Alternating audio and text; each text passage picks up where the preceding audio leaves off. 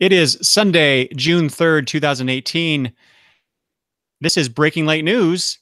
I'm your host, Eric from longboxreview.com. And joining me, as he has been for these last couple Breaking Late News episodes, is Travis, Mr. Oddfellow's Thoughts. Hey, Travis. Afternoon. How's it going? Good, good. How's it been since we last talked? We skipped a month there. So this is the June edition of our Breaking Late News monthly talk, but we missed May for well, because I had something going on about that time, but turned out to be a good thing, Travis, because really there wasn't a whole lot of comic book news coming out during these last couple months. Or am I crazy? Was that your experience too when you were looking at the various news headlines? Yeah. I mean, so we're rolling into summer, so that just means you don't we don't have much in the way of news, right? They holding it all for, I don't know, New York or San Diego or something like that, right? Yeah, I think San Diego, right? Yeah. No, I mean, comics have been good. So comics are almost always good to me, though. So as far as that goes, but yeah. You know what's weird is I'm usually, because I get my comics every 2 weeks, and I'm caught up, and usually I'm always running up against the 2 weeks, every 2 weeks that I get new comics, and sometimes it piles up where I get a month of stuff just kind of sitting there waiting for me to read it, but I don't know if it's because May had 5 weeks in it or what, because I have read all my comics and I'm waiting for my shipment, which comes next week. Nice. So I'm hoping I have 3 weeks worth of comics there, but it's really bizarre because I know this is off topic already, but I was looking at this the other day thinking, when am I going to get some comics? And so I went online to DCBS, and there's a shipment already, but there's actually 2 shipments, and one of them has a tracking number and one does not. And the one that does not is the one that has comics from 3 weeks ago. Have you ever encountered that with them? I have gotten 2 tracking numbers for the same shipment before, but not a shipment saying there was no tracking number, and it'd be the one prior to the one that's coming out. I know. I'm really scared that I'm gonna have some sort of issue here where I have a bunch of comics I can't read because I haven't gotten the ones that came before it. Well, at least you're the one with the shipping issues for once instead of me all the time. That's kind of why I brought it up, because you seem to be having some issues there. Yeah. I don't know, unless they stuck it on the wrong box, right? Or associated it with the wrong comics. Well, I was actually looking at previous shipment, the shipment list, and this happened before. I didn't realize it at the time, but I have a similar thing where I had 2 shipments that one had a tracking number, one did not, but I did get the comics in the shipment that didn't have a tracking number. So I'm hoping they all came together. Okay. So I think that's what it is that I'm going to get both those orders in one shipment. Nice. Well, what do you read that you would get weekly that you would have to worry about, newer comics walking on top of older comics? It's the Justice League no Justice. Oh, okay. Yeah. So one shipment is. I don't know that you're missing anything there, though. So. Okay. Well, I think Man of Steel also is coming out too, right? Whatever. I know you're not interested, but I am. Just to let people know, so we are recording as usual. Travis and I are recording on Google Hangouts on YouTube here, and there is a live chat going on. So we will be perusing that and responding to those kinds of things there, just to let the audio only listeners know what's going on here. But we have one guest already here. Larasa says hello. Okay.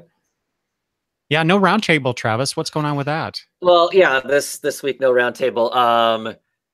My daughter Chloe plays in the band, and it was graduation weekend, and as their final grade for band, they have to go and play if they're not graduating, they have to go play in the band. And it landed right in the middle of when we would typically do roundtable. So, yeah. So wait, I probably need to get better at like cutting like a really short video. Say I'm not going to be here. Just so people know. Wait, you had to attend the high school graduation? No, I just drove by, dropped off, came back because I'm not going to set through pomp and circumstance. Over and over again. So I mean, it's one thing if your kid's graduating, but it's quite another if your kid's just performing for graduation. No, like I said, I enjoy watching her perform, but not for that. Yeah. Yeah. So. Hey, Travis, just to pile on against you, Carlos here says, hey, Man of Steel #1 was a great read. I don't think Carlos has ever read a Superman book that he hasn't liked, though. So that's just good because Superman is awesome. And God bless him. That's awesome. That's great. So Travis, I'm gonna do some self-promotion here, but you should go listen to my episode on Action Comics number 1000. Yeah. To convince you about how great Superman really is. No, see, everybody that I know that talked about Action 1000 loved all the stories except for the final one. Well, me too. Which is a setup for what we're going to get to read. So I am so looking forward to getting my first issue of Superman, so I can like completely lose it and then drop the book. So, but I did order it. I know I'm going to dislike it already, but I did order it. So you're going to dislike it already. Oh, okay. Yeah. Okay. Just from all the other little bits and pieces and whatnot that I've caught, it's not going to be. It's a good thing we are very long-term friends here. Fighting words. Anyway. Hey, Jack says, hey, Jens, this is one of my favorite shows. Glad to see you're back. Well, thank you. Thank you so much. That really means a lot. Okay, so Travis, should we get into some news? Let's. Okay. Anything to get away from Superman. So. Okay. I don't know that. I don't think we have any Superman news in here, actually. No. So I'm looking over my list here. Okay, so first up, and so this is roughly in order in time. I might have gotten some things messed up there, but as I encounter things, as Travis encounters things, we make a list. Google Docs is great for that.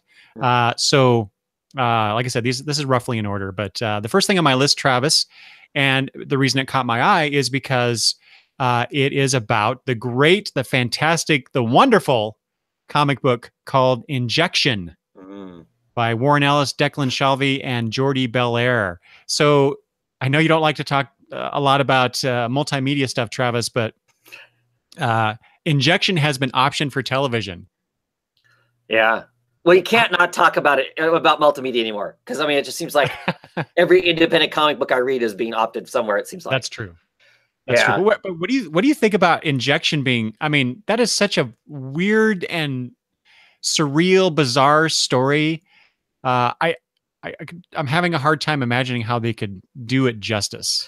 Well, right. Well, does the audience have the patience? That's my first thought is because, granted, they're these smaller stories that have their own quirkiness in amongst themselves.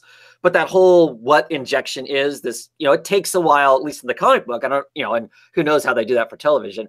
It takes a while in the comic book to even begin to get a sense of what the actual bad guy is in it, right? So yeah, I don't know. I don't know how you do that. I mean, you could do it. I just don't know what the audience is for it.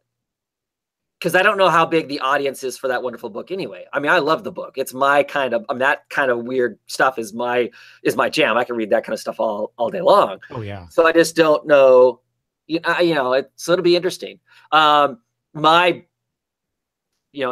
rant a bunch about this, I guess. My big thing is as soon as, it seems to me like as soon as a comic book gets even opted, not even actually a real television show yet, because opting ultimately means nothing. Right. True. That just means that there's somebody who supposedly is, interested potentially in what the possibility of this being a show is. There's lots of stuff gets opted and we never see it, or it makes it a pilot and we never see it, before it actually gets, somebody bought shows. But it just seems like the comic books suddenly come to a stop. I mean, Injection's kind of at a stop right now. Anyway, I don't know where they're at in doing more issues. All those creators are busy doing other stuff. So I don't know, how far along is Warren writing scripts for it, versus the artists, actually doing the work amongst the other work they're doing that pays the bills, kind of a thing. I'll watch it if it makes it to. I'll be checking it out. But I hate the fact that it seems like every time something gets opted, it kills the comic. It just suddenly quits. They quit making the comic while they wait for a TV show to happen or something. Or they suddenly decide, it feels to me like they did this with Kill or Be Killed. Oh, we're going to make this into a movie or a TV show. We better help them finish it so then they can actually do it or something. I don't know. To me, it just feels like every time these things get opted, it wrecks the books. Is my take on it. So I wish they would quit. Other than I'm excited for the creators because it would be great for them to be able to make bank, if it actually makes it to, television or movie or whatever, and they get some cut of royalties, especially these independent books like this where they have all the rights. That's awesome because then they're making money for work they're not doing anymore, right? The assumption would be is that they're getting either whatever kind of deal they make, whether it's a one-time payment or they get paid, over time based on it too.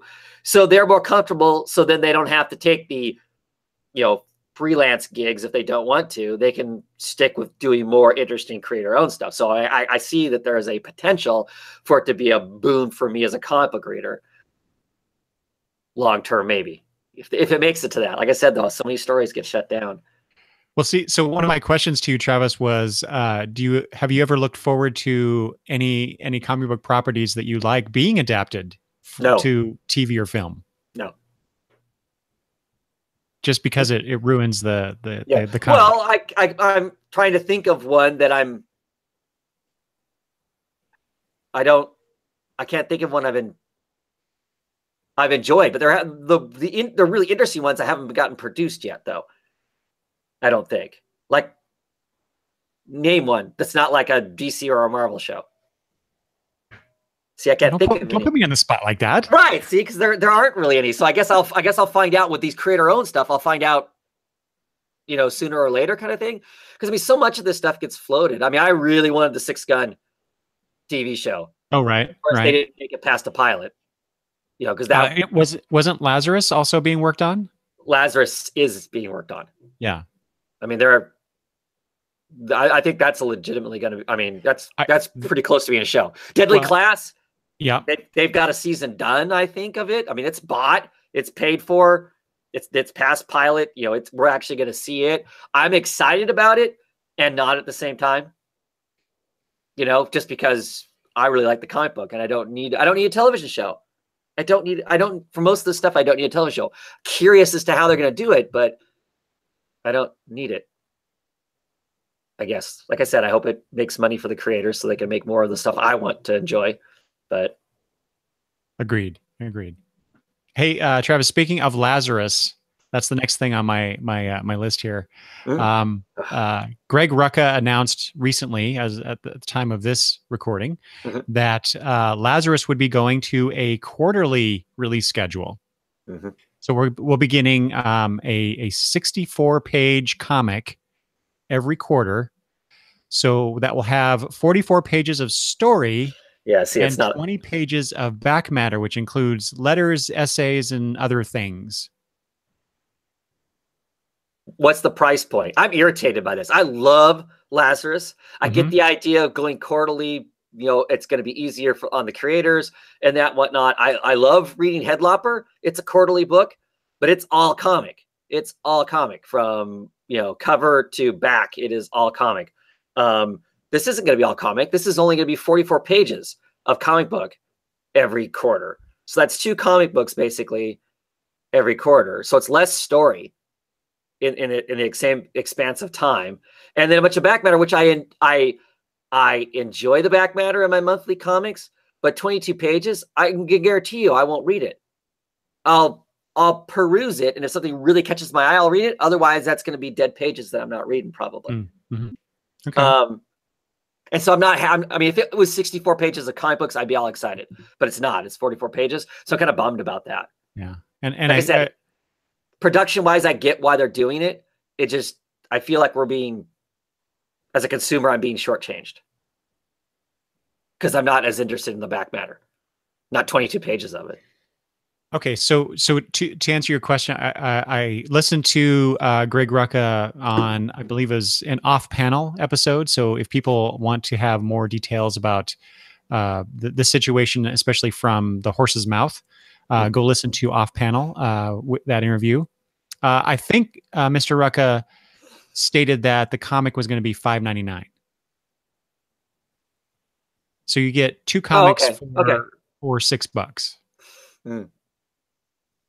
Mm. And then the extra, the extra 40 pages, or sorry, extra 20 pages of the related material. Mm-hmm. So you're right. Within a quarter, we're getting less story potentially. I mean, if you factor in the delay, not delays, the breaks that they take on occasion. I don't know what it averages out to be, but we're not getting a monthly an issue every month right now. And so I agree. We'll be getting less story, as you said. But I don't know. I'm just glad that they're not stopping the comic. So Right. I'll take a quarterly Lazarus if that's what I can get. Yeah, I'm not, by no means am I implying I'm not going to get it and I'm not going to enjoy what I get, because it's an excellent. I mean, I'm so engrossed in that book. To me, it's a shame that it can't come out every month. Know, right? But I totally get it. I mean, they took this big break because Lark was just getting burnt, out, and I thought they did a pretty good way of doing that by kind of running this miniseries with somebody else, on art duties, so we're still getting a taste of the world, before we jump back into the actual story and whatnot. But it still feels like there is a lot of story to tell in that book for it to be on a slow slide to not. So yeah, I mean, I'm not horribly upset. I don't know. It feels like less than a quarterly book, though, especially when I've got, like I said, I read another book, Headlopper, which comes out quarterly, which is 60 pages of. I was going to ask you, it's 60 some pages? Yeah. How much do they charge for that? I want to say it's $5.99. I want to say it's the same price. I don't know, I guess, now that we're talking about it for sure off the top of my head, because I don't. As much as I grumble about prices, I don't pay that close attention, to be honest. So I get what I want and don't what I don't want is what it ultimately comes down to, regardless of the price tag. But let's assume for a moment that you're getting 60 some pages for the same price, right? So yeah, I kind of agree with you there. That's it's interesting that they went with that pricing model with what they're giving us. Right. Well, but they're putting a higher value on the back matter than what I'm putting it on. Sure. I mean, I do not want 10 pages of letter pages, for instance. Oh, no. Letter pages are interesting. To tell you the truth, most of the time I'll read the responses, and if the response is curious, I'll go back and read what it was that, so all of you that are writing letters, because quite honestly, I never have. But if you're writing letters, I don't read them, unless, like I said, unless the creator response is curious in some sense, that I need to read what it was that was asked. I don't typically. So the back matter stuff, I'm not as interested in. Like I said, I like some of that stuff, some of the world building stuff that's there, but to some degree, I want the world building in the comic, not,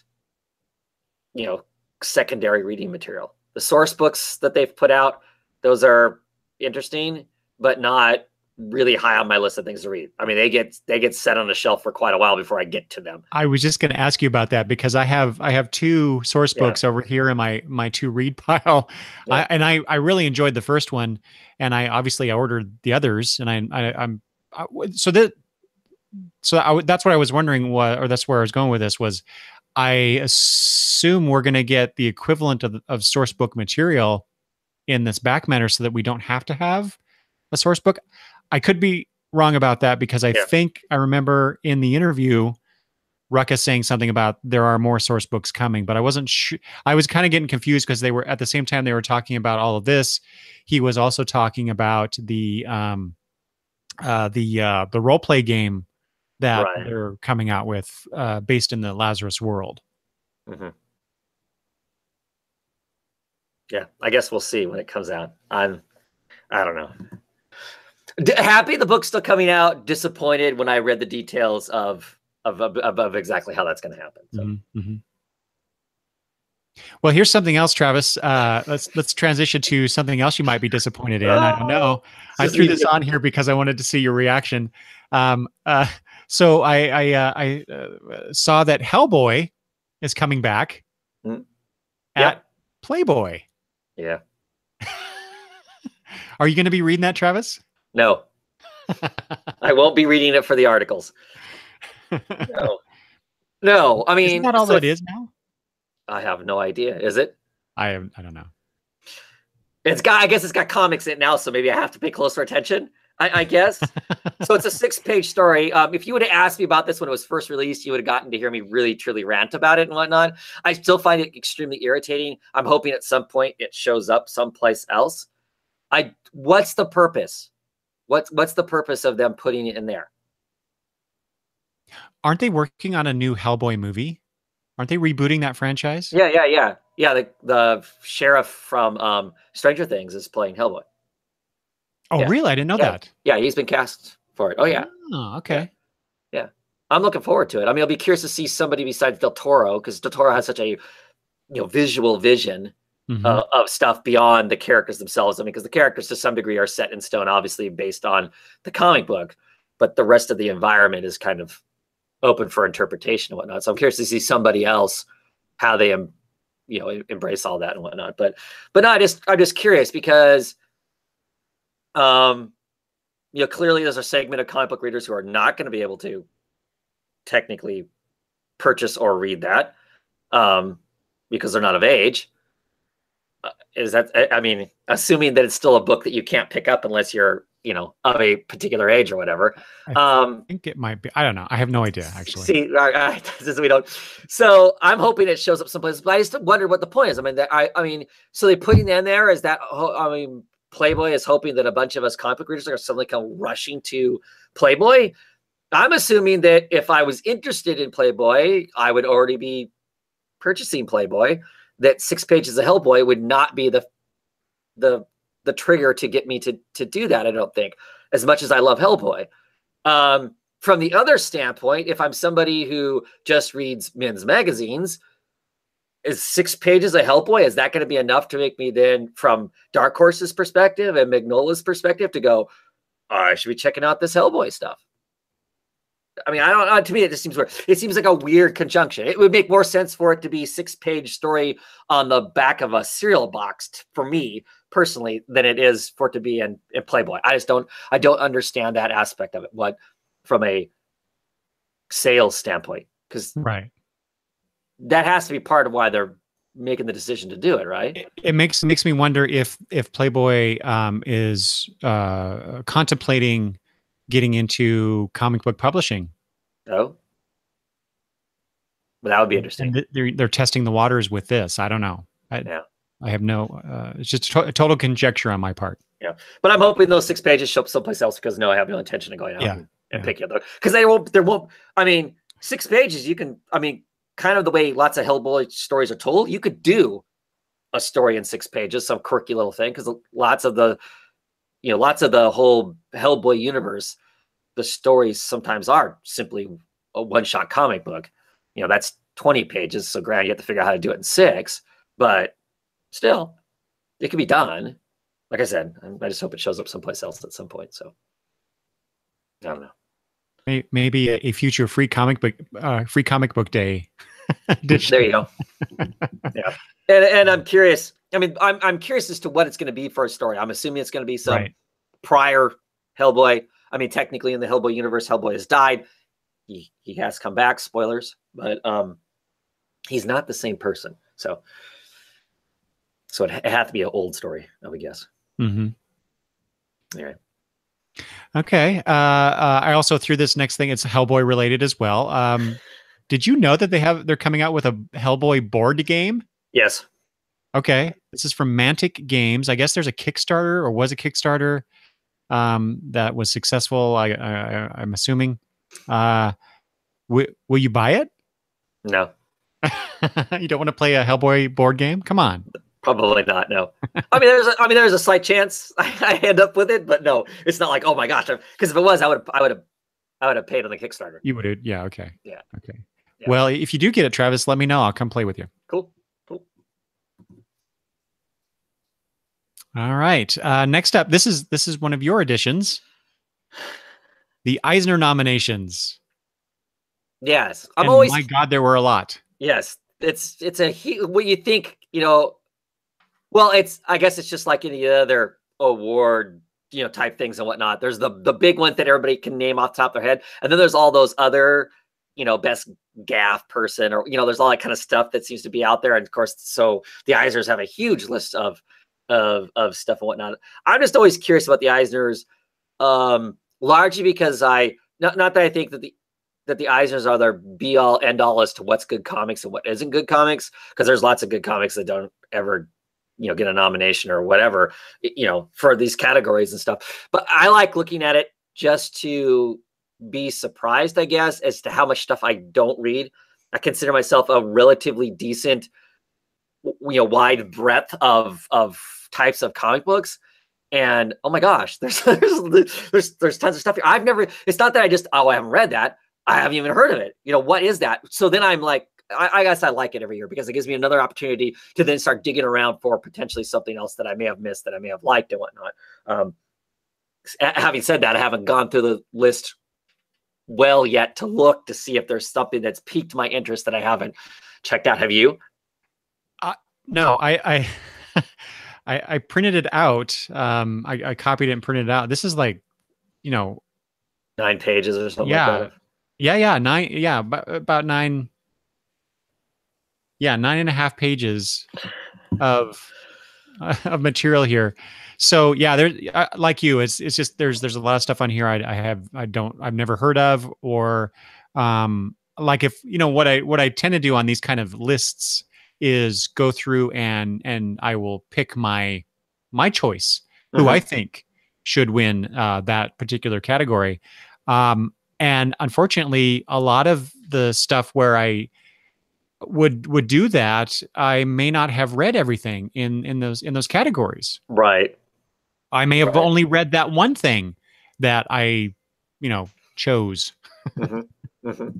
So yeah, it's really interesting to go through this. I'll have to do that as well, and see if there's anything really cool that I'm missing. I assume, because it got an Eisner Award nomination, that it's already a cool thing. It's just, for whatever reason, it wasn't on my radar when I go through previews and order my books. And I know I don't tend to read web comics. I know that's a category. Right, those categories, yeah, completely.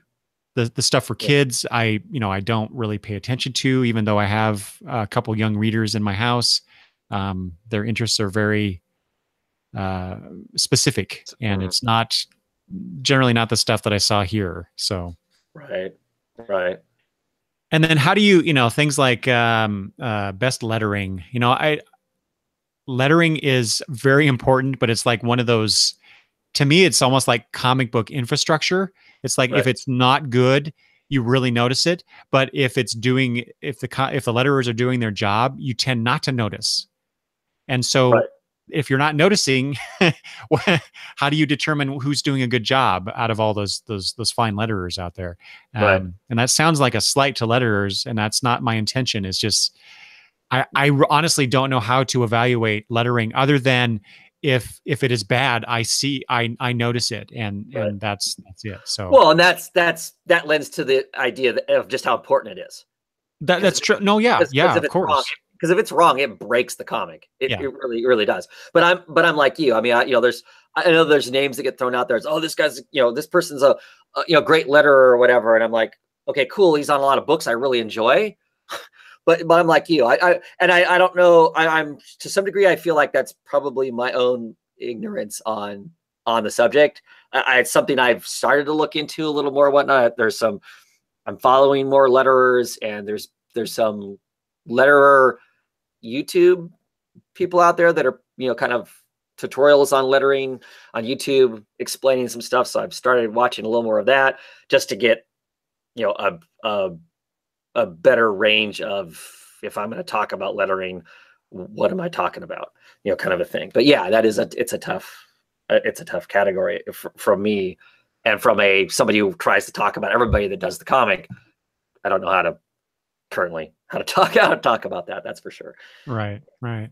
Yeah. So did you want to just kind of run through some like the main categories, like best series, limited series, that kind of Sure. stuff? Sure. Just to see what we, if we were part of the Eisner committee or community, then what would we choose? Right. Right. So like you have the, you know, best continuing series, and I see that you highlighted Black Hammer as your note. The other nominations are Giant Days, Hawkeye, Monstrous, and The Wicked and Divine. I read all of these except for Giant Days, and Giant Days is something I just need to pick up and trade because I keep hearing, I've heard for a number of years, good things about it. I'm really torn on that. For me, that category is really hard. Love Black Hammer. Black Hammer, it just tickles the right, you know, flirting with kind of the, you know, the superhero universe that we actually know. That aspect of it really, I love a lot. The artist on it, you know, Ostrom is awesome and stuff.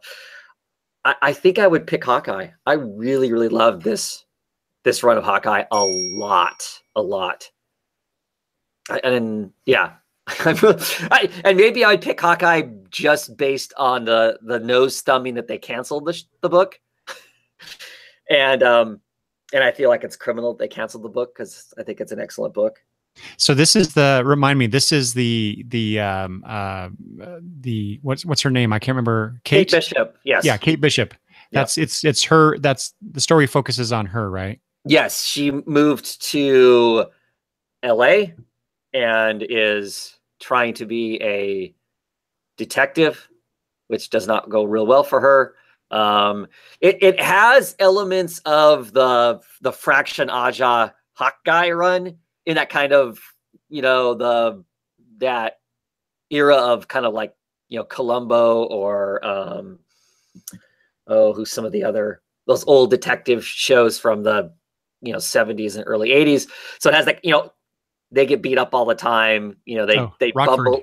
Rockford, yes, they bumble into stuff. It has those kinds of elements to it. So she takes some of that kind of flavor of their run is in this, but she has her own, you know, take on it too. So it's not 100. It's kind of like she takes some of that, and she takes some of Gillian McKelvey's Kate Bishop from Young Avengers. And then it kind of adds her own elements to it as far as how she addresses the character. You know, she is in LA. She has to deal with her father, her dead mother, and you know, and she has kind of a new cast of people that she gets around her, friends that help her out and whatnot. Drawing a blank on the artist. Romero does most of the art in it. Kelly Thompson in that book anyway has this excellent comedic timing. And I think it is incredibly hard to actually genuinely make a comic book funny as much as they're funny books. I really do think, I mean, it's easy to crack a joke that's like, you know, poking fun at in a comic book. I laugh in a lot of comic books, but it's more because they're cracking a joke at you know, the structure of what a comic book is, or you know, making fun of somebody in a comic book. I always laugh if you pick on Hal Jordan, you know, those kinds of things. So but no, just in general, her comedic timing is really, really good, and it's really well mixed with the action sequences that the artist draws. He can draw these incredible splash pages of this whole dynamic of stuff going on that just is really good, and I really like it. I like it a lot. So that's a book that I heard was pretty good, and I actually didn't know that you were reading it. Mm-hmm. And so now, based on your mini review there, I'm definitely going to be picking up. I was planning on it anyway because I really enjoyed, in many ways, more than Hawkeye in the Hawkeye series. I preferred Kate Bishop's stories. Yes.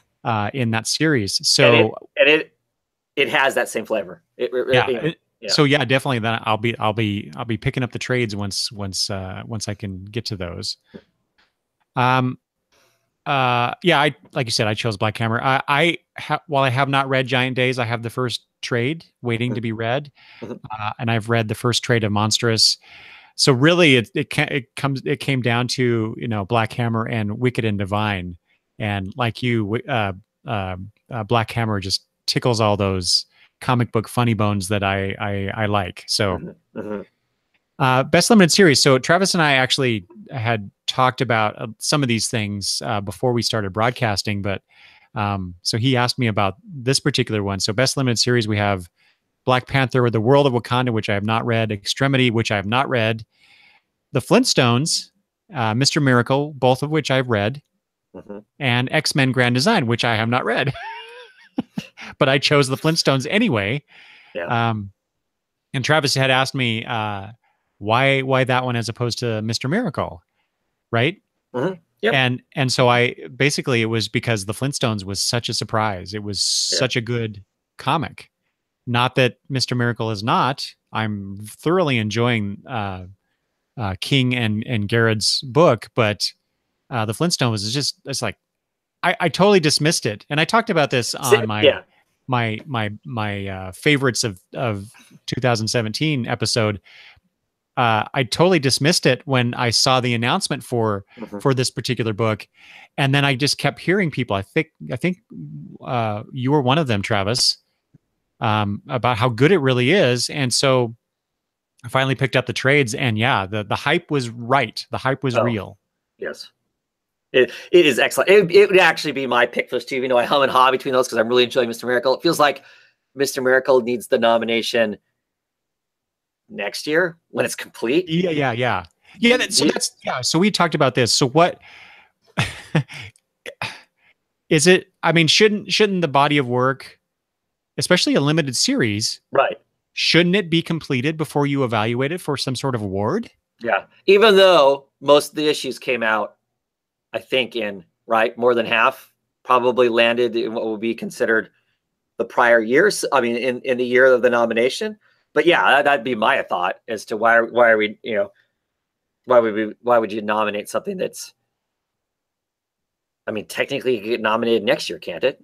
Again? I yeah, I don't know. Yeah, that's a good question. Maybe the majority of the issues have to be out in the given year. I don't know. I don't know Yeah. the particulars of the Eisner Awards, but I don't know. It seems odd that you would nominate something without. It'd be like nominating a movie for an Academy Award, but only watching 40 minutes of it, Right. or an hour or whatever. But Right. certainly not Right. watching the whole thing. Yeah. You don't get the resolution. You don't get the full experience. So why? Other than the obvious answer is it's that good that it deserves a nomination, even though it hasn't ended. Okay, I guess. Yeah. Yeah, Yeah. yeah, I know. I'm throwing them a bone with that one, but Right. Right. Right. For sure. uh, what about best new series, Travis? I have not read I any of read every those. single one of those. I figured you did. So Black Bolt, Grass Kings, Maestro, Redlands, and Royal City. And I enjoy all of them. None of them are a groan to read. None of them are, why'd I pick? I mean, they're all really enjoyable and probably probably all deserving of the nomination. Black Bolt would probably be the one that I would pick, Really? even though it's corporate comic over all these great indie books. Yeah, I mean, I'm enjoying Royal City by Jeff Lemire. It's a fine book. It has moments that I absolutely love. They're just really, really good. And otherwise, it's an enjoyable book.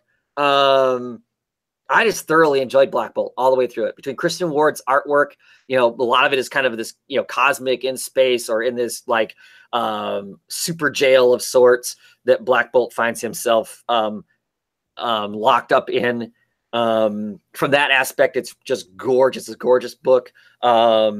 Ahmed writing on the book was so good that I'm at the point now, which with anything new that he's coming out that he's writing, I'm pretty much picking it up sight unseen, except for is it Exiles? Is that the new Marvel book that's out right now? That's got like a cartoon Wolverine in it and some other just a random that seemed goofy enough that I really wasn't interested in that. But like I picked up, he's doing a book from Boom Studios called Abbott that I got sight unseen. I did not care what it was. The emotional content that is in Black Bolt is so good. It's him basically in a prison, and the prison has a jailer who basically tortures you to death and then reincarnates you to do it over and over again, is basically, and you're there to repent for whatever your supposed sins is. He gets stuck in the prison because I guess in a prior book, his evil crazy brother, can't remember his name, doppelganged himself to look like Black Bolt and tricked him into getting in the prison as opposed to him. That's the setup. That happens to happen in a human book or something else. One of those Marvel things that happen that I don't know about. But he's stuck in this prison. Absorbing Man is in the prison. Some new characters are in the prison. His conversations and relationship with Absorbing Man is awesome. Because Absorbing Man is kind of like the old guy who's been, who's lived prison life before, and is trying to tell him, this is how you're going to get along, and this is how you're not going to get along, kind of a thing. They end up with a small telepathic child called Blinky, who's kind of like he adopts basically as being his child. So it's got this whole kind of father-daughterish kind of stuff going on that is really, really cool in it. And they break out of prison for the first 6 issues, and then the second half is them going back to Earth. And I don't want to spoil anything because it's an awesome book, but they have to go back to Earth. There's some funerals they have to attend to, and some other exciting stuff and whatnot. But I just really liked it. It was really, it was really a deep comic for what I was. I mean, I like Black Bolt as a character, and so I just thought it was going to be a big, bash up, crash up kind of thing. But it had a lot more emotional content than what.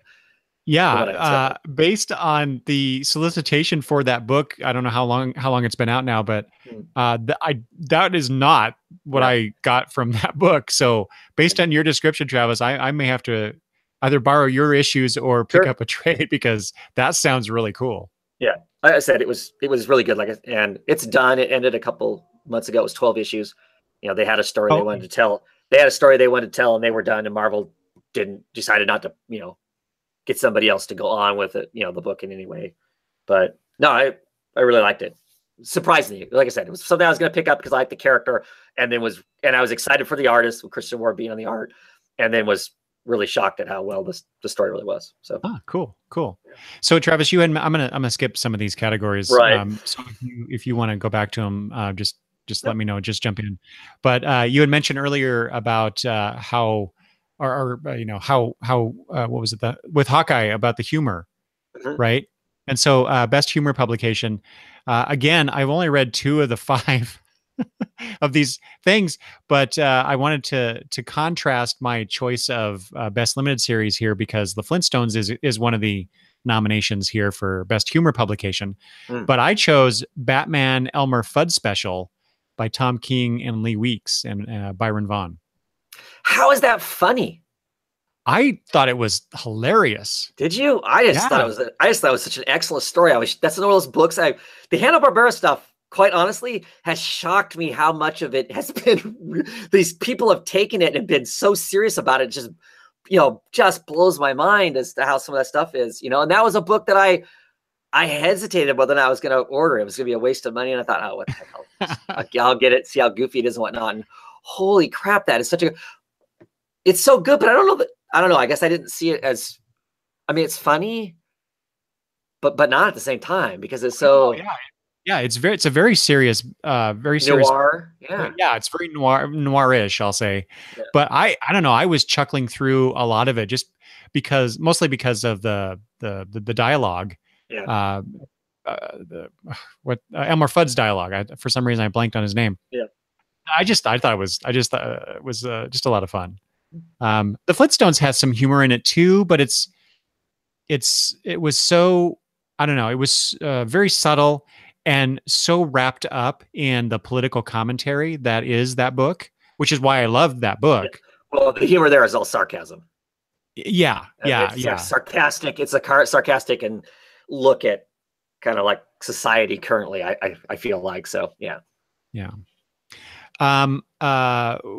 Going back to the idea of, looking at this list to find things that might interest you that are outside of your wheelhouse, or you would never have heard of. Just looking through this just now, Travis, as we were talking, the best anthology, just by the titles alone, A Castle in England. I always gravitate towards things, you put castle in England in a sentence and I'm going to perk up for some reason. That's just how I am. But the one below that, Elements, Fire, a comic anthology by creators of color from Beyond Press. That deserves an examination at the very least. Mm-hmm. Mm-hmm. And there's a bunch of things here I'm going to skip unless you want to talk about them. Yeah, it's okay.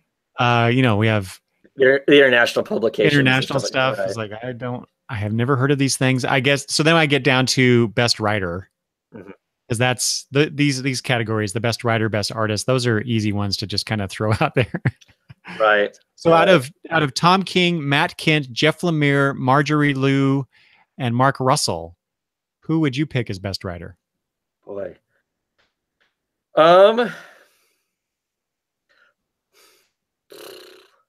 To me, that's hard. They're all good. Right. I think Tom King. I'm torn on the Flintstones, though. Mark Russell and the Flintstones. But at the same time, that's one piece of work versus a larger body of work from Tom King. So if I'm going based on that, I'm going to go Tom King. Yeah, me too. Yeah. Oh, when Tom King's on, he's really on. There's sometimes I question what the hell he's up to, but that's, I guess, maybe not a bad thing either. But yeah, I think it'd be Tom King. Like I said, I enjoy all the work from all those creators. But yeah. Are you familiar with any of the writers/artists that are listed for that category? I own Moby Dick, because of course it's Moby Dick, and I'm a crazy Moby Dick fan. So I own that. I own that by I can't say his name. I think it's French. Chabot? Chabot? Right. I don't know. So, I shouldn't even try that. Yeah, I don't. And I want to pick up Alone Park Bench. I hear it is excellent. Also, it's another book that's listed as far as for him. I have Emily Ferris. My favorite thing is a monster. I have actually read a large chunk of it. It's the latest thing I tried reading digitally. So, whoa. Right. Well, I told you when I picked up my Kindle Fire, I made an attempt to read some digital stuff and hated it, and so it reconfirms I don't need to read digitally. So, yeah, I know, stop the presses. We got to talk about this. Yeah. And I haven't read any of the other stuff. I'm not familiar with the other creators that are there. So, yeah, and then we got some penciler inker team. I don't know. That's what do we have? Where's the team? All I see is one name per item here. This is a weird category to me. Yeah. Penciler inker or penciler inker. I guess it's or. So I guess right. So there just isn't anybody there isn't anybody that qualified as a team. Yeah. I guess.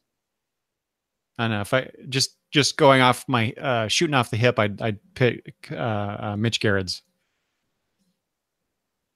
Yeah. Let's go down to best coloring, Travis, because you had some thoughts about that. Right. So best coloring kind of stirred at least the chunk of the Twitter internet that I follow in, because I follow quite a few colorists and whatnot. And there were some people who were pretty upset because of the category best coloring, and all except for one creator in the list is a person who colors their own work. So they do the entire thing. They pencil it, ink it, color it. They do the entire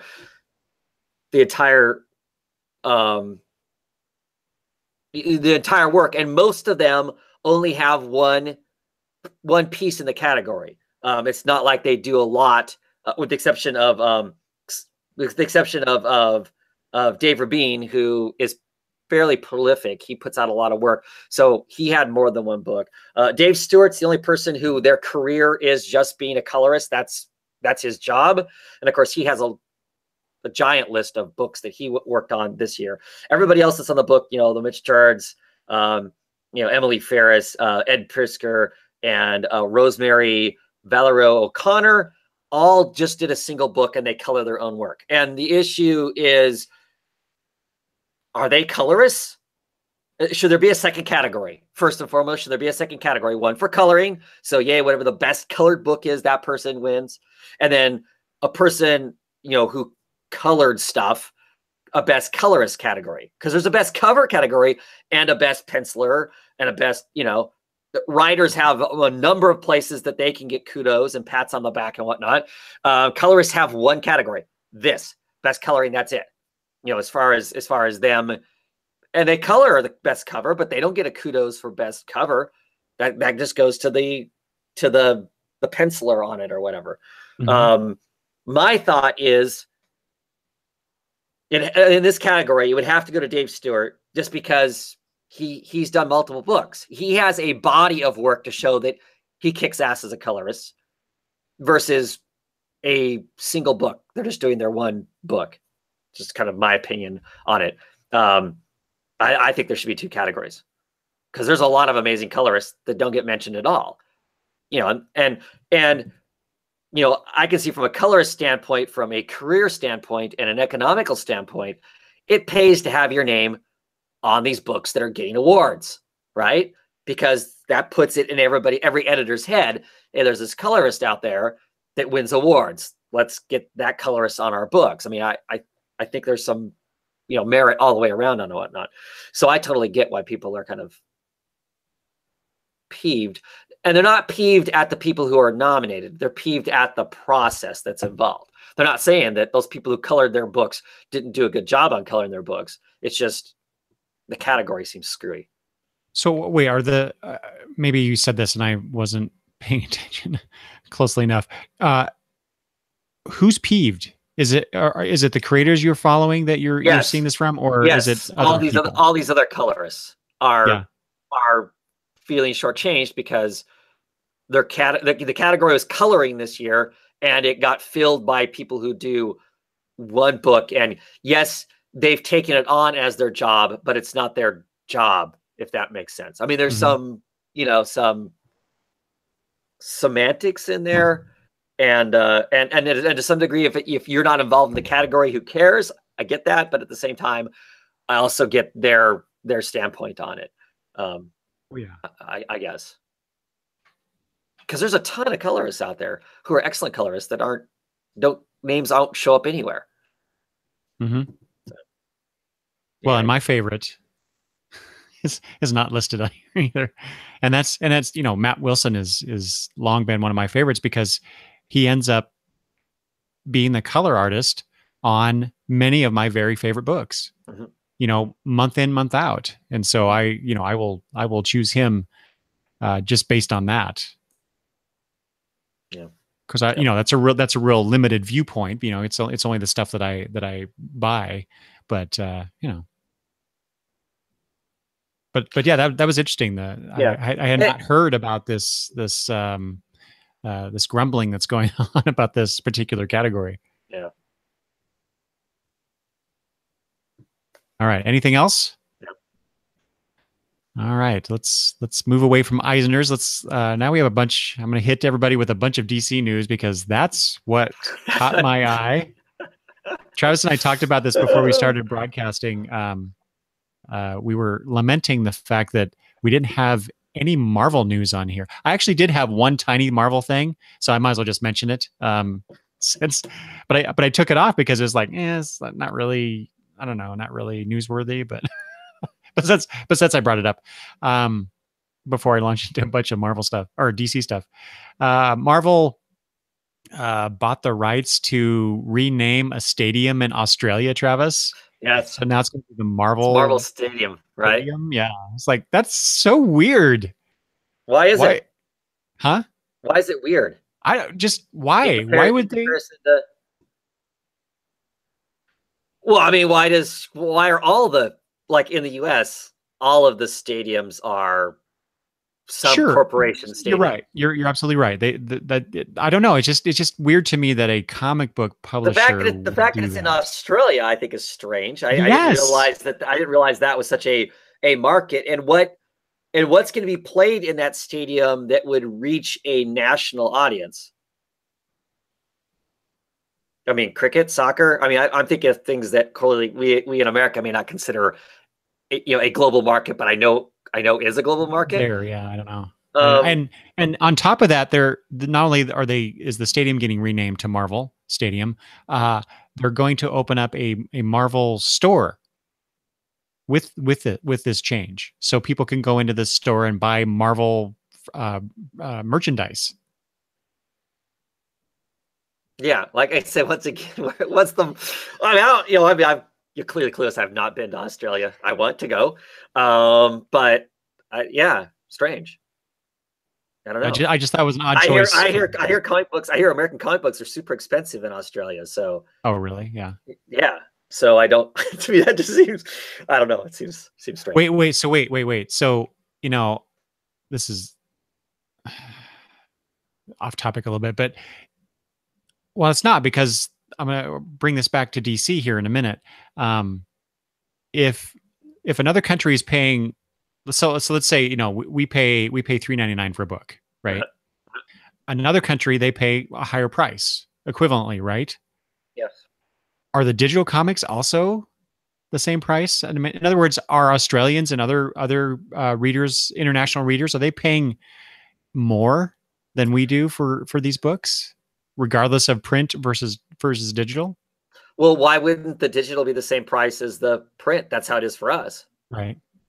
So I would assume it's the same, just by dent of, I don't because know, other, but because otherwise in those countries you're burning the brick and mortar store even more, right? So in Canada they're burning the brick and mortar store if digital comics aren't the same price as the. that's true. I would assume they'd have to be, Yeah. because I know the books are a little more expensive in Canada. I know they're more expensive in England. I know they're more expensive in Australia. I know they're more expensive in New Zealand. Not, I mean, by cover price and by just getting them to you Well, is see, makes them expensive. that's what I was wondering, because it's You're not paying for the delivery system. okay. So that's really where I was going to go with that was, Yeah. because I know, there's a difference between the value of the dollar versus other currency in other countries, Right. but especially with Australia, I assume, the shipping cost has got to be, for the printed versions, Yeah. has got to be, I'm assuming, enormous. I don't know. Obviously more than, say, the printing and shipping that goes on in North America. Right. Right. And so it does, if the shipping cost is passed along to the cover price. Mm-hmm. So this is where I get ticked about the price of digital comics. And I understand the whole, you can't undercut the distributors, the comic shops and whatnot. Mm-hmm. But part of the cost of a comic book is the paper and the printing and all that stuff that you don't have Mm-hmm. for the digital version, and it really bugs me. That's why I haven't delved more into getting more books that way. So, but anyway, we'll come back to that in a minute. But so anyway, so Marvel's doing some weird thing. Anyway, so let's move on.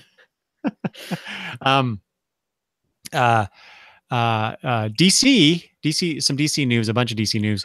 First of all, DC announced a while back now, their new streaming service. It's called DC Universe. Mm-hmm. And we already knew that they were going to do a new season of Young Justice. It's called Young Justice Outsiders, and also a live action Titans series. More recently, we found out, Travis, and this, I actually had messaged Travis directly about this when I heard the news. Spinning out of already, they haven't even premiered this, but they're already spinning out a series from Titans. It's the Doom Patrol. Yes. And Travis is a huge Doom Patrol And fan. the reason it's spinning out is because people are more interested in Doom Patrol than they are in the Titans. Okay. Okay. I'll call it now. Dude, It's the truth, man. Sometimes the truth hurts. I I hate swear to to tell God, you. I'm going to mute you. Yeah, because we had heard that in an episode that, because this is a live action. The reason this really is freaky is it's a live action show. Yeah. And so we had heard, Jeff Johnson floated a while ago the cover, the title to an episode that he was writing or whatever, and it said in there what the cast was, and the cast was Doom Patrol, and I was just like, seriously, they're going to be an episode of this, and I'm thinking, oh my God, I may have to break down and get this because I don't want all these digital streaming services. It annoys the hell out of me. Put them on the stuff I already have because I don't want to pay for another one. I don't want to keep track of all of them. So at any rate, so I was hedging. Plus, of course, getting that final season of Young Justice, which is an excellent cartoon. Mm-hmm. Was excited by all that and everything, and then and I'm like, nope, I was gonna stand my ground. I'm not getting it. Then they announced they're gonna do their own show at some point. Okay, I'm in. I'm gonna get it. I'm gonna get it, but I'm going to wait. I'm going to wait until they're all out, and then I'm gonna get it and just binge the hell out of the whole thing. Yeah. So. That's what I plan to do too. Additionally, they're doing a Swamp Thing series. I don't know if that's live action or if it's animated. Yeah, I'm not sure either. And then I've heard an animated Harley Quinn series, which depending on what version? Yeah, what version basically of Harley Quinn? Because the DC animated movies lately, Travis, I don't know if you've kept up with these. I buy them all. I haven't. But they've transitioned to R-rated movies. Yeah. And I don't like them as well as their PG equivalents that came out before them. And so I'm curious if we're going to get edgy Harley Quinn or fun Harley Quinn. Yeah, exactly. And so my Madison, Madison, she loves Harley Quinn. Yeah. And so I'm hoping that it's the fun version and not the edgy one, because she would love to watch this. I'm sure. Mm-hmm. And who knows when this is actually gonna come out? That's the other side of it. Announcing it and the reality of it actually hitting. It's not like we've heard that people are cast. It's not like we've heard any of that kind of stuff. I'm assuming the Doom Patrol people have been cast because they're literally doing that show, but not for the Doom Patrol show. Whoever's going to be in the Titans, I'm assuming, has been cast. But well, I mean, they could certainly just launch with Titans and Young Justice and then bring those other series in later. Yeah. And then the other thing I had not heard, but conversations I had seen on Twitter regarding DC Universe, a lot of DC fans were saying that if the DC Universe streaming service included their digital comics, like Marvel Unlimited or Comixology Unlimited type situation, then it would totally be worth it to pay whatever the monthly price would be for this service. So you not only get all this original content based on the properties that we've already discussed, but then you also have access to DC's digital catalog. Would that entice you to continue the service, Travis? No. Not even so. All those old DC comics that you'll never find all the consecutive issues and stuff, that doesn't interest you to be able to read all those Silver Age comics? If I can physically get my hands on a copy, sure, but not digitally. Mm-mm. Still not doing it. Okay. All right. I'm going to keep hammering away at you. That's cool. Okay. So the next thing on the blotter here is this caught my eye, Travis. I thought it was interesting that they're doing this. I'm surprised that other companies haven't done this, or maybe they have and I'm just not aware of it because I'm not a variant cover fiend. Or that they took this long to do it. Yeah, exactly.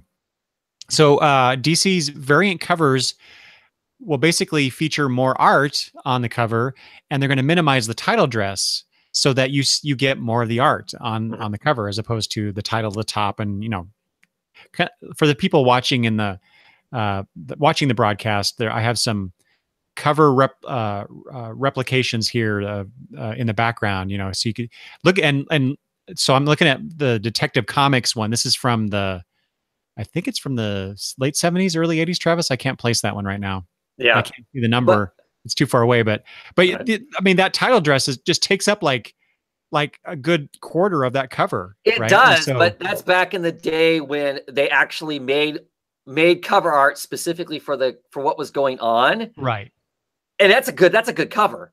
The Oh the no, it dress is. the Yeah, dress does not screw with the cover because they that's made the true. cover based on knowing that they had the dress there. It's now in modern comics, so much work is just produced and they have it set in a catalog and they go, well, we need a Batman cover, and they pull a Batman cover out, kind of a thing for some of this work and whatnot. And it doesn't, it's not taking that stuff into consideration. What I think, I'm excited for this because I'm not a big variant cover fan, but now I may start, because they don't cost any difference with DC.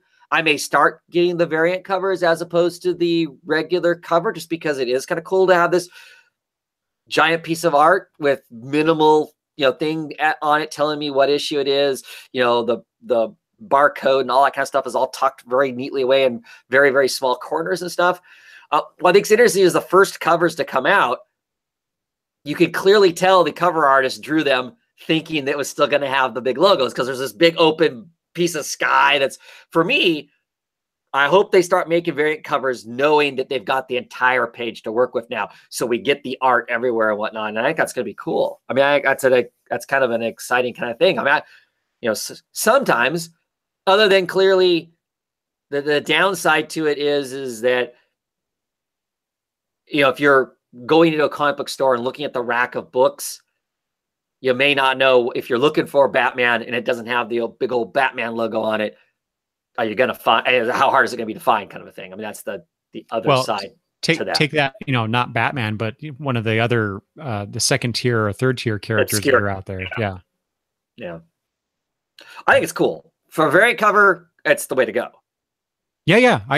Yeah. Like you, I might pay more attention to the variant covers just to see, because there for a while, when I was getting Wonder Woman, Jenny Frison did variant covers for many issues, and those are the ones I ordered because I just love Jenny Frison's art, and so it really depends on who's doing the art. But yeah, this will be a much better thing, and maybe it depends on what it is, but I could pick up one of these variant covers and stick it on my wall.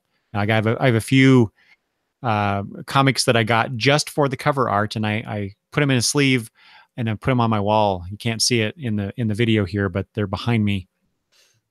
So I might be doing more of that with this. So, and I figured you might. I wasn't sure. I thought you might like it, but I wasn't sure. Yeah, well, for me as a collector, it's kind of a mixed thing for me, because I'm not OCD about much. But it does bother me if I'm thumbing through a collection of comics and all the titles all look the same, unless they changed, the title graphics, and then they suddenly have an issue that doesn't have it on, that's suddenly a variant cover. See, I like, for instance, like the Wicked and Divine.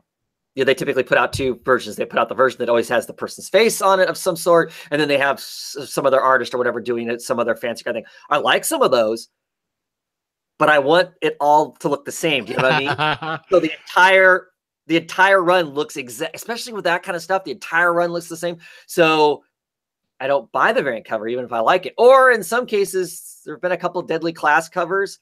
I've actually bought 2 issues just because I like the art, but I want a consistent run that looks all the same. Isn't that ridiculous? See, no, I totally get that. That's why I don't buy variant covers for DC most of the time, because I'm thumbing through the detectives. I'm so excited to have that Darwin Cook Detective Comics where it's landscaped. It's got Catwoman and all the classic, old Batmobile, with the weird bat face on it and stuff. I mean, I really love that. But at the same time, when I'm thumbing through those comics and I get to that issue, it annoys me that it doesn't look right. It's not consistent with everything. Yes, it's not consistent with everything else. So I don't know. It's so stupid. It's so stupid. Yeah. But side note here, Travis says we're talking about it. I was recently going through my collection. I'm kind of pulling out. Travis knows this, but I'm going to explain it anyway. I'm pulling out issues from my boxes, that titles that I just didn't like. I don't care about in any really any great way, and so I'm gonna get rid of those. I'm gonna either give them to my kids or give them to other people or see if I can sell some of them. Anyway, doing that, there were a few things as I was thumbing through the issues. I'm seeing glimpses of the covers, and I got annoyed because this was when I got my comics at a comic shop in Spokane, Washington, and great shop, but I never knew what cover I was going to get, because sometimes I'd get the main cover of the series that I was subscribed to. Sometimes I'd get this other variant cover. Right. And so I would not get, like, I'm thinking of, for example, Final Crisis, Legion of Three Worlds, that I got all these different covers. And it really bugged me to the point that over the years, I've gone back and gotten all of the covers that match. Yep. Because like you, I can't stand not having the set. So that's right. We're so ridiculous. I know. I do the same thing with trades too. I don't own lots of trades, but it's like, so I had half of like Sandman in one version and half in another version, and I ultimately went and got the latest edition so I can get them all consistent. Isn't that stupid? It's so stupid, but it's all part of that whole Encyclopedia Britannica thing. Oh, it's all gonna look the same. I don't know. It's just strange. Yeah.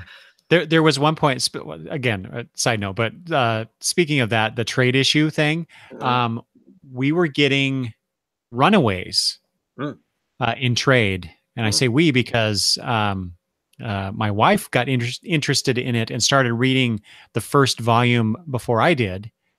One of the few instances where she actually read comics. And we had gotten the digest size. For whatever reason, that's what was available, and so she got that. And so I finally read the first volume, and I'm like, ooh, this is a really good series. And so I started getting all the digests. Well, then we went in one time, I don't remember which volume it was, but they had also the normal size trades available, and it was the volume that we hadn't read yet. And I said, we can't get that one. And the comic book, the guy at the comic book shop, Matt, he smiled, and she's like, what? And he said, because it won't match. And I'm like, that's right. Exactly. It won't look the same on the shelf. So anyway, there you go. Yeah, that's funny. All right. Let's complain some more. Different topic. I talked about the digital comics before. So DC has announced that they're not going. So with Rebirth, they started providing, I think, right? Rebirth. Does that sound right to you? No, I think it was. Was it before that? They were doing digital comics before that. Code, and then they dropped it. And then when Rebirth came out, I don't believe it was part of it until they upped the price, right? Right. So it wasn't for the books that were $3.99. They I think that's what I'm thinking of. So they provided this digital code where you could get the digital version of that comic for free. Right. They're no longer doing that. Right. They were also, I noticed, having in the last couple previews, they a lot of their books are now $3.99. So they're no longer holding the line. Yeah, from that. I mean, that was like years ago that they had that like 7 years ago now. Yeah, I know. But I know people were complaining about that. But I fully expected them to go to $3.99 for a while now. They just finally have pulled the trigger. Right. But what bugs me about this, Travis, is if you're going to charge $3.99 for a comic, you better goddamn well give me the digital code, even if I'm not going to use it. I totally disagree with this decision on their part. Really? Because I mean, everybody else is charging $3.99 for the books and don't have digital codes. I mean, Marvel pulled all of theirs. I think they went back to it. Yeah, they pulled all of Ah. theirs, and then they went back to it after, because when Marvel pulled theirs, DC went, well, we're going to start offering them, and then they went back to offering them. Okay, I guess I don't. Yeah, a little bit of gamesmanship going on there, I think, to some degree, kind of a thing. All right. And I think that's why DC started offering them, because Marvel was basically That's right. saying I do remember this now, but yeah. I don't really. I very rarely grab the digital codes just because I don't know. I've not cracked one open on any of my books that I've. The problem with the Marvel stuff, though, the reason I just kind of, I mean, I got a few of them. I did apply the digital codes and got a few issues, but two things. One, I had trouble getting that damn label off to the point where I ripped a page. Oh, I know, right? See, here's me being one of those freaks again. I won't pull the code because that spoils the comic. Right. Not that many of my comics are pristine. Don't get me wrong. I don't walk around going, well, this comic is, near 9.8. I mean, my comics get shipped to me in a box and get rattled around. I mean, give me a break. I know they're not. And I read them, and at least one other person in my house reads them. There's no way my comic book survives being anyway. But it's like buying an old comic and finding all the coupons cut out of it or whatever. Oh to me, I hate that. It's kind of the same sort of a thing. It's like, it's not a pure comic book. I don't know. Right. It's so That's stupid. Right.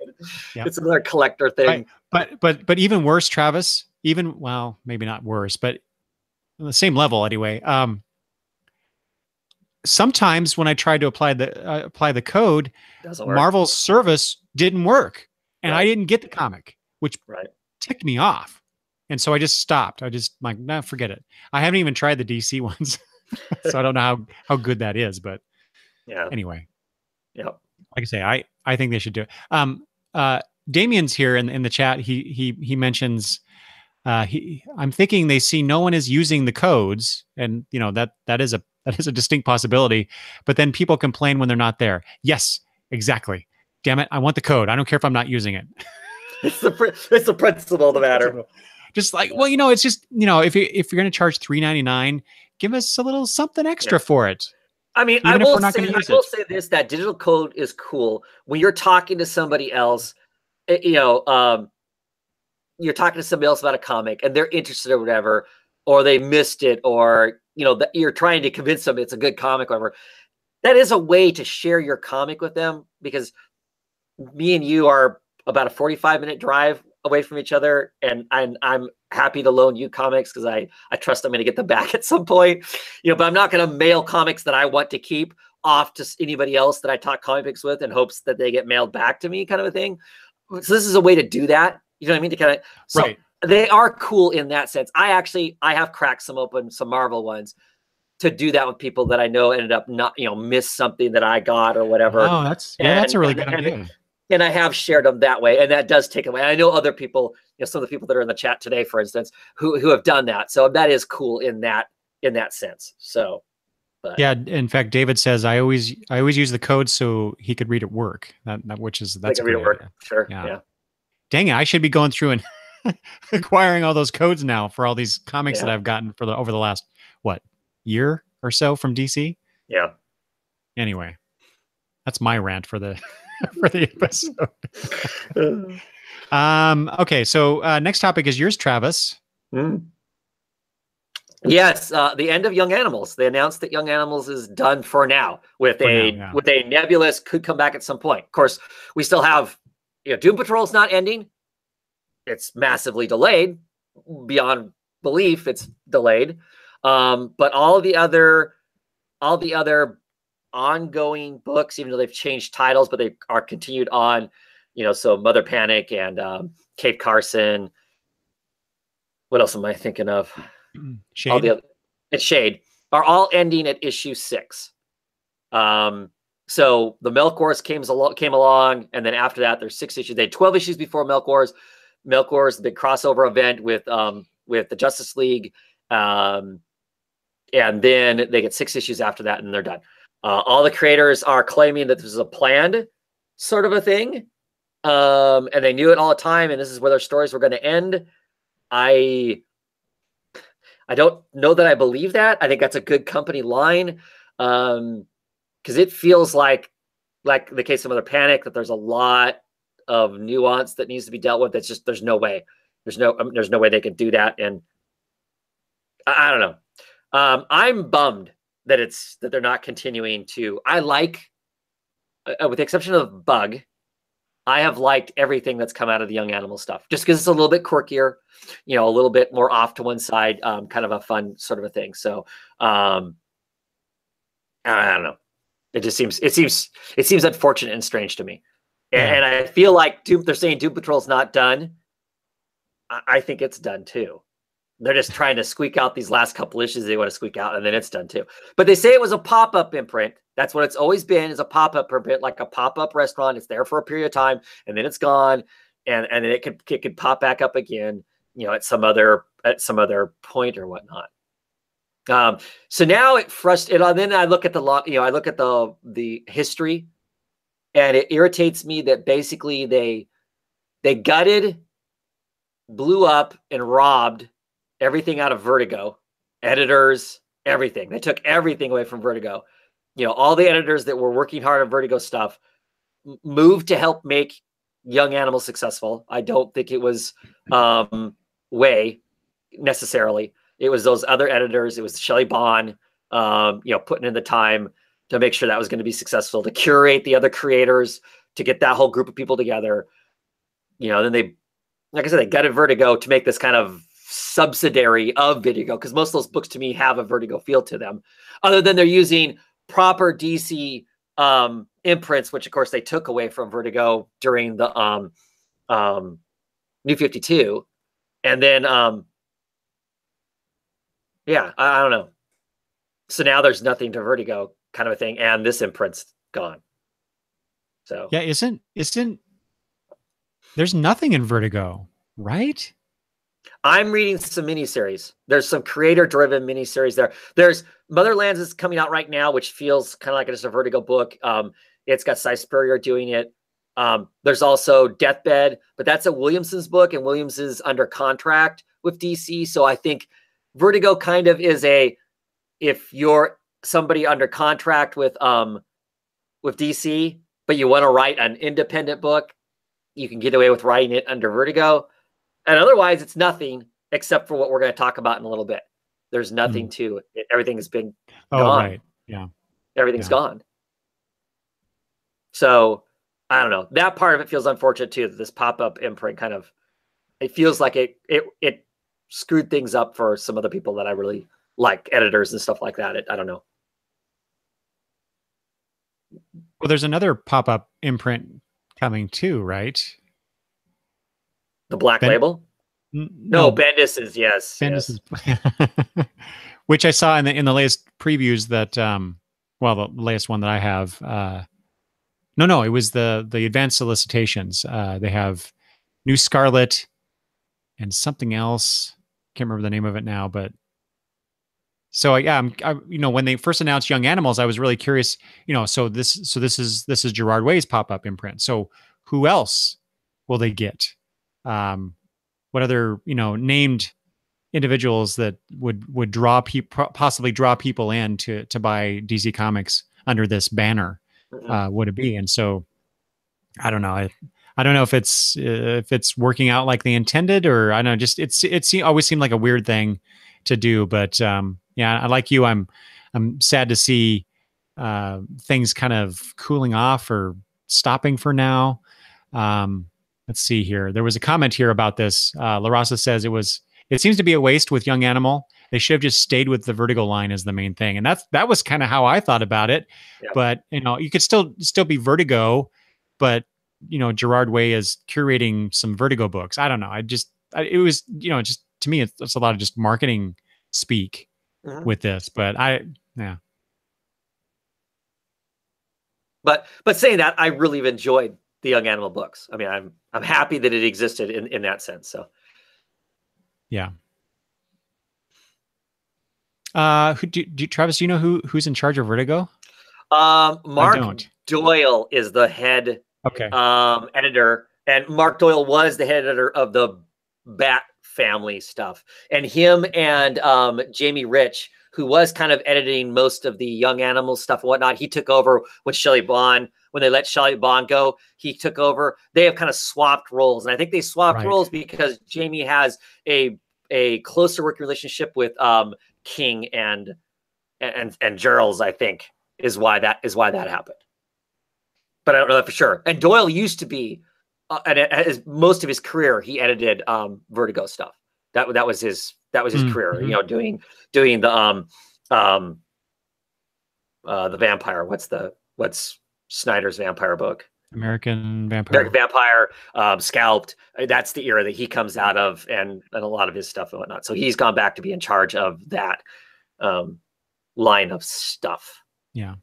Hey, Damien says, you know, calling it a pop-up imprint. So going away is built into the concept. And so maybe DC was being really smart about it by doing that. Yeah. Not folding it into the Vertigo line. Yeah. I mean, I get it in some sense. And it is a relatively smart marketing as far as that goes. And I 100%, you know, way probably boosted sales on the books initially, just because of the excitement around all that and whatnot. And calling it a pop-up is smart, because then you shut it down, it's not like it sucks and that's why it got shut down. Right. It's just we're done, we can shut it down, as opposed to it being an embarrassment. It was planned. Yeah. Right. Right. Yeah. All right. So the end of Young Animals for now. But there's also, I just saw this and I want to throw it on here for you. Hellblazer, the series is ending again. So oh yeah? That was not the reaction I expected. It has not been good. Oh, really? I was dropping it. I quit. So I think I will miss the final issue of it because I had dropped it because it's not been enjoyable. Ah, okay. They continue as a whole to treat the title wrong. They want to treat it as a proper DC book in the DC universe. Huntress is running around with him right now.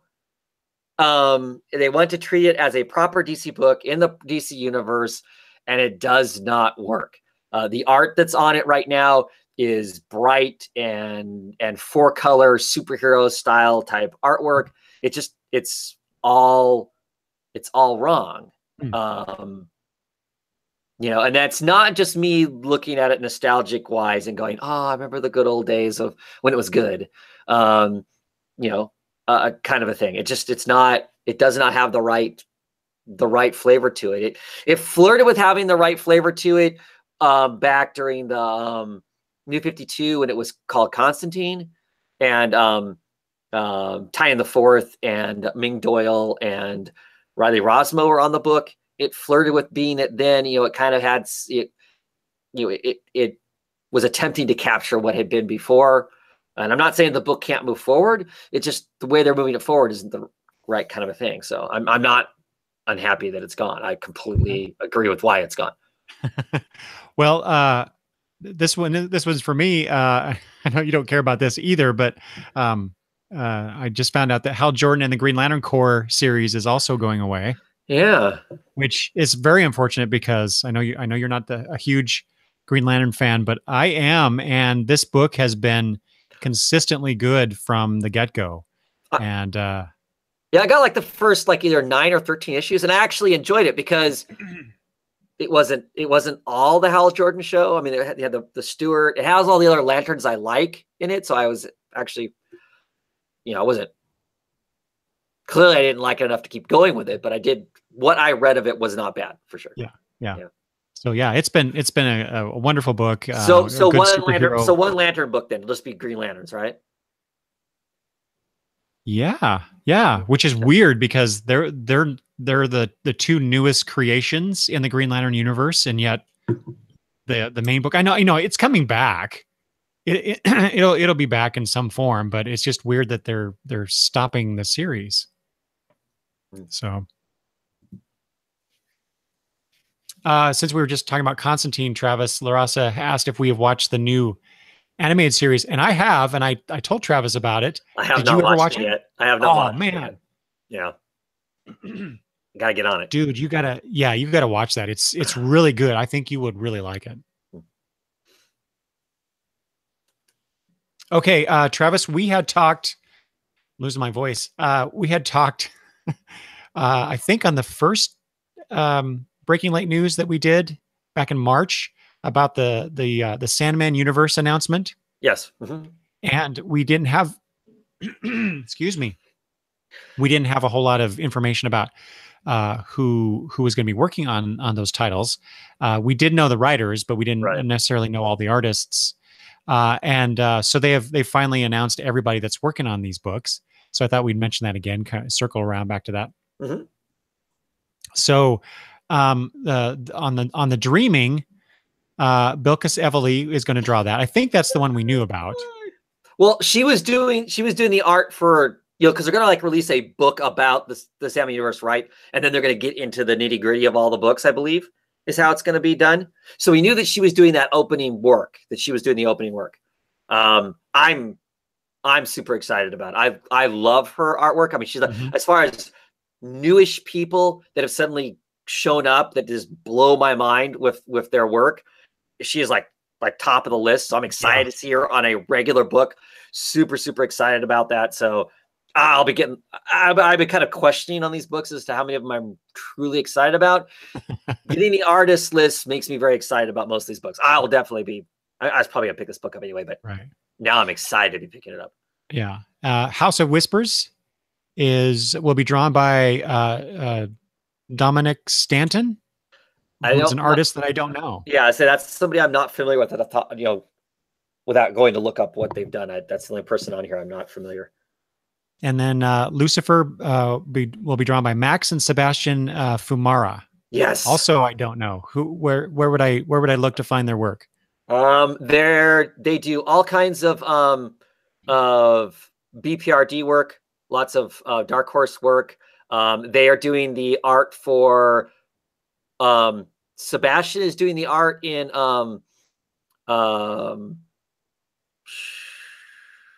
what's the latest spin-off from Black Hammer, the Doctor Star. He's doing the art for that. If you were collecting Superman, there's an issue that Sebastian did where they go into the Superboy and Kathy, the little friend next door, go into the swamp, the whatever misty swamp, whatever. Okay, and it's more like a horror story. That's his work. They'll be awesome for a book that has Lucifer and hell type stuff in it and whatnot. I own pages of their work. I just bought this last Emerald City Comic Con. I bought a page from each of them. They're twins. They're Argentine, and I really like them. They got a really cool style. Abe Sapien, the entire Abe Sapien run is both of them. They swap duties. One arc will be one of them, and the other one will do the cover. Each of them, their art is similar to each other. So when they swap out, they're kind of like Gabriel Bra and Fabio Moon in the sense that unless you really pay attention to their art, most people wouldn't be able to tell you which brother is working on what at the time. And they're kind of the same way. So okay. And then finally, Books of Magic, which is probably the one book out of the four that I'm least interested in. Same. Which is weird because I was a huge Books of Magic fan. Art by Tom Fowler. See, that makes me want the book then. Yeah, I was not going to pick this book. This is the book up I was not going to pick up because I just don't. They're a boy wizard story. They don't interest me a lot. Yeah. To be truthful, I was not even. I've read, but I was not superly excited by a lot of the original of the book. But with him doing the art on it, I'll pick it up. Okay. Okay, Travis. I think I had one more thing, but I think I'm gonna skip it. Or I had one thing I'm gonna skip it. Let's just go to our final topic, unless there's something else that you want to throw in here. And that is, and this is very timely because Amazon/Comixology on the Friday before this recording, on June 1st, I think it was, they announced Comixology Originals, which is something that excuse me, which is something that they have done before, but with previous publishers or other publishers, I should say. But now the Comixology Originals are going to be creator-owned titles. So, and I know you're not a digital fan, but this seems like an interesting thing, push, promotion. I don't know what you call it, but so basically, there's a bunch of titles that are already available to read digitally. If you're an Amazon Prime member, you subscribe to Kindle Unlimited or Comixology Unlimited, you can get these things. Although I will say I am an Amazon Prime member. You have to pay more to be unlimited, right? Well, that's what's weird though, is so it said Amazon Prime 1, Kindle Unlimited 2, okay, Comixology Unlimited 3. But when I went to look at my account, or I went to see if I could get some of these books, because I'm a Prime member, it said I had to either be Kindle Unlimited or Comixology Unlimited to be able to access them. So I'm a little confused by that statement. So, yes, that's wrong. Yeah, and and exactly, and given I already ranted about the price of digital comics, I'm a little irritated about that. But anyway, so I'll run down the titles here. So Savage Game, created by NFL player Ryan Khalil. I don't watch a lot of football, so I don't know who that is. Do you, Travis? Nope. I know you watch a lot of football. Nope. Okay. I don't watch that much football. It's written by Sean Kittleson, art by Chris B. Murray. This is the one that caught my attention because of the writers, Super Freaks, from Elsa Chartier and Pierrot Collinet. I'm totally butchering their names, but with art by Margot Saltel. And what really caught my attention, besides the writers there, is that this is a story about sidekicks who suddenly have to take care of things in that universe. So there are 5 issues available, I think. They're $2.99 a piece. Next is Elephant Man 2261, The Death of Shorty, from writer Richard Starkings. Artist Axel Medellin and Boo Cook. Interesting name. And then finally, Ask for Mercy, from Starkings as well, and artist Abigail Jill Harding. I don't know what that one's about. It doesn't really describe what that is. And then finally, on the subject, the Comixology, of course, teased that they would be doing more Comixology originals with other creators. Sure. And in their second wave, they listed some people: Tyler Crook, Christian Donaldson, Alti. I should have gone through these names before I decided to read it live here. Alti Fermansaya, Sam Humphreys, Megan Kearney, Cal McDonald, Hope Nicholson, Mike Norton, Travis, M.K. Reed, Mark Sable, Tim Seeley, C. Spike Trotman, Jen Vaughn, and Magdalene Visaggio. So a good mix of creators there. Yeah. More details, they say, will be revealed at Comic-Con International in San Diego this year. Yeah. So I guess for me, my real thought is why did it take them this long?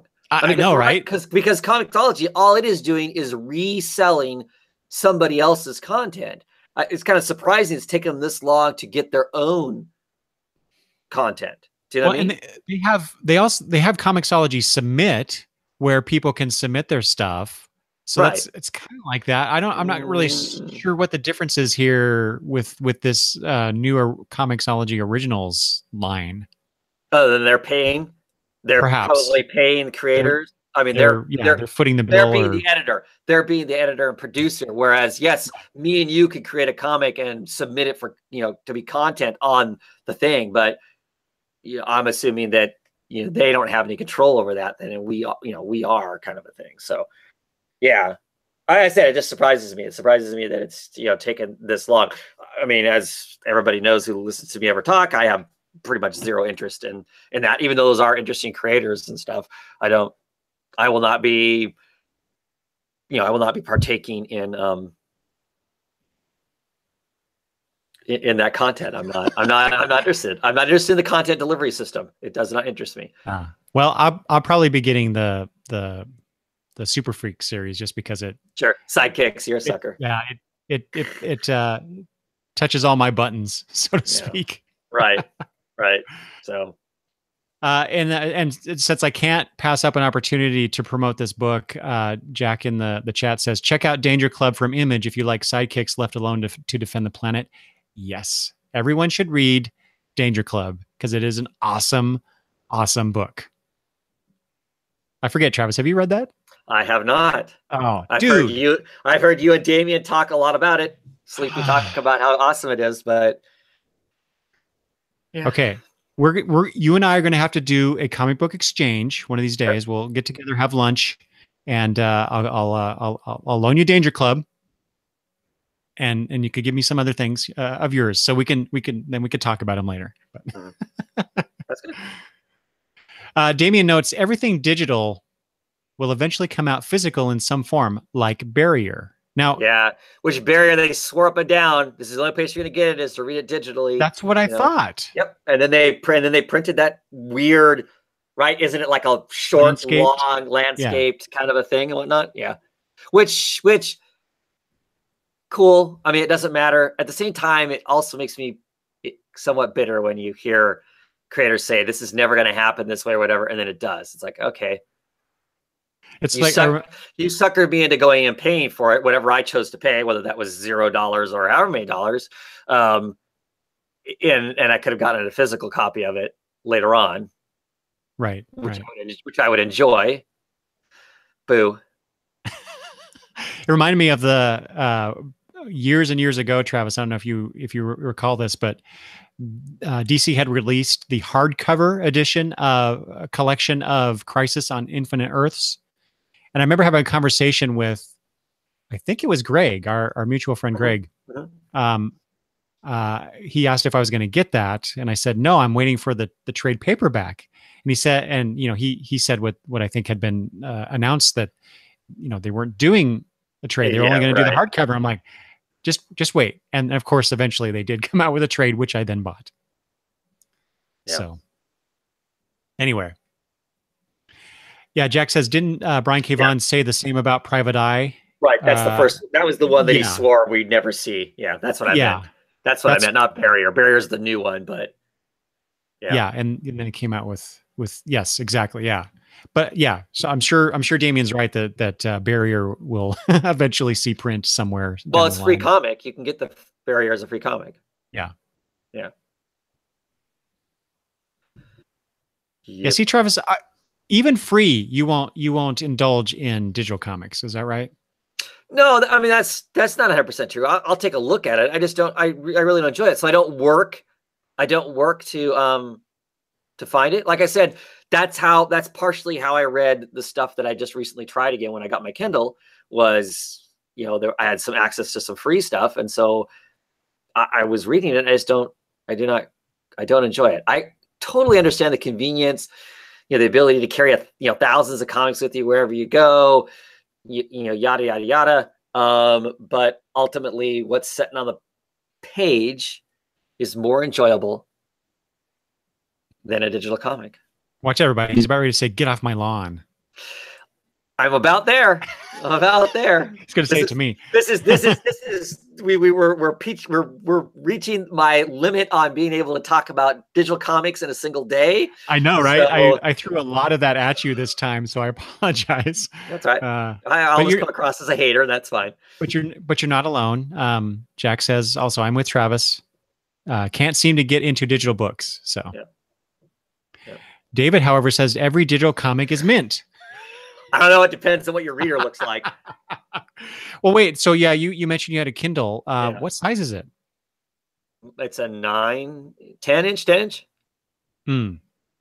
Is that? Yeah, I need the like 17-inch touchpad, whatever that. Right, then I can enjoy them at oversize. Mm-hmm. There's just lots of elements of what other people describe as great features about reading digitally that I do not like whatsoever. The controlled moving the panels for me. Oh, I hate that. All of that stuff. I cannot stand any of that. I want to see the whole page all at once. Yes, I read panel to panel. Page layout matters. And I don't want this stinking antichrist of digital comics to change the way page layouts are made. So they dumb page layouts down so it can feed into a digital reader one panel at a time. And so it wrecks. You can turn that off. I understand that. But if people start drawing the comic based on the fact I know a digital reader is going to be reading this, so I need to be careful and lay the panels in a particular way that turn it into a slow-moving film reel, as opposed to designing a comic book page, because a page is what I'm looking at, I am going to be pissed. And for years I have been saying it, and I'm going to keep saying it. And the day I hear, you know, my favorite creators go, I'm dumbing these pages down so they look better digitally, I am going to completely lose my shit. Just saying. There, I'm done. No more. I'm through with the digital stuff. All right. I was going to bring up something else, but I'll spare you the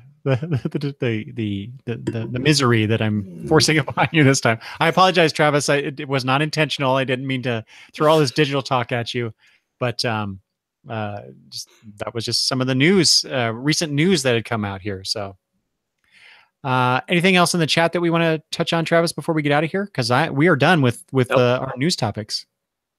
Nope. Jay says, "Preach on, Travis." Right on. Damien says, "I think the page layout fear is a fair one." Yeah, I agree with you guys. They shouldn't. I don't know. Although, no, you know what? I wasn't going to say this, but I'm going to say it anyway. Sorry, Travis. Mark Waid did. I can't remember the name of their service or whatever it was, but he did a bunch of digital comics. God, I can't remember the name of it. I'm hoping someone out there in the chat knows, but he did it with various artists. I think Peter Krause he did one with, but they did design their display, I'll say, for lack of a better word, specifically for reading digitally. And I thought they did an excellent job. It wasn't just, panel by panel transitions like on Comixology. It was the way that they would layer the images on the page. It was almost like animation, but not animation. But it flowed very well in some of the comics that they did put out. So if people are curious about that, I'll try to remember to put that in the show notes so people can check it out. But I don't know. I'd be interested in what you would say about this, Travis, considering your objections to digital comics the way that they are presented via Comixology. Well, I know there's some other interesting stuff that's going out there. There's some South Korean manga, I guess you call it manga, that's designed for smartphones. I mean, it's designed with that in mind. So the way the panel layout is designed, it takes that into consideration, and some of the panels are designed for you to scroll.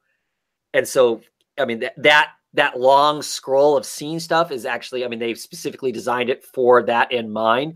And some of that looks interesting as far as for a design purpose, knowing that that's how their consumers are reading the book is based on that and stuff. So when you start that scroll, that action of you doing that is part of the art, and it makes sense for that.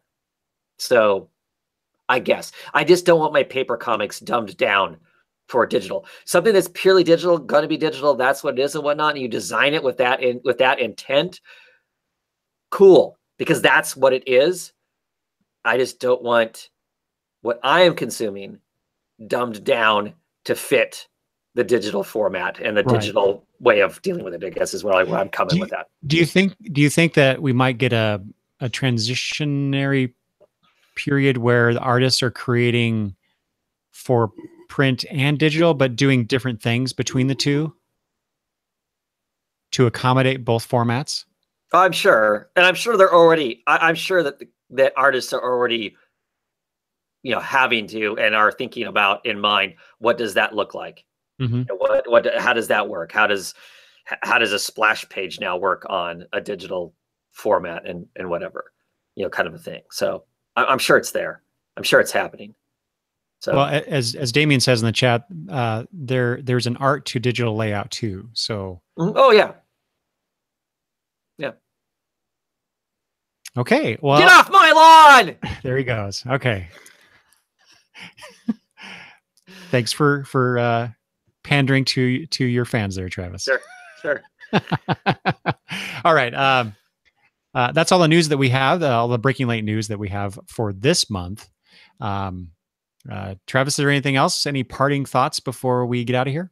Nope. All right. Okay, so I want to say thank you to everyone that joined us in the chat, and I appreciate the comments. And there was also the discussion between people about their personal lives. I thought that was just really sweet that they're talking to each other that way and not to us all the time. So I thought that was really cool. And there's a lot of great comments here. So for those that are listening to this, the audio version only, you can always go to YouTube and see all the comments there as well. But if you'd like to send comments about this episode, you can always do so by emailing me at longboxreview@gmail.com, or you could just go to the website longboxreview.com. And Travis, where can people find you? Come to YouTube and look for Oddfellows Thoughts. Not just Oddfellows, but Oddfellows Thoughts. Oddfellows Thoughts, because he is an odd fellow and he has lots of thoughts. All right. I love you, Travis. Thank you for joining me again. And I look forward to talking to you next month when we do another episode of Breaking Late News.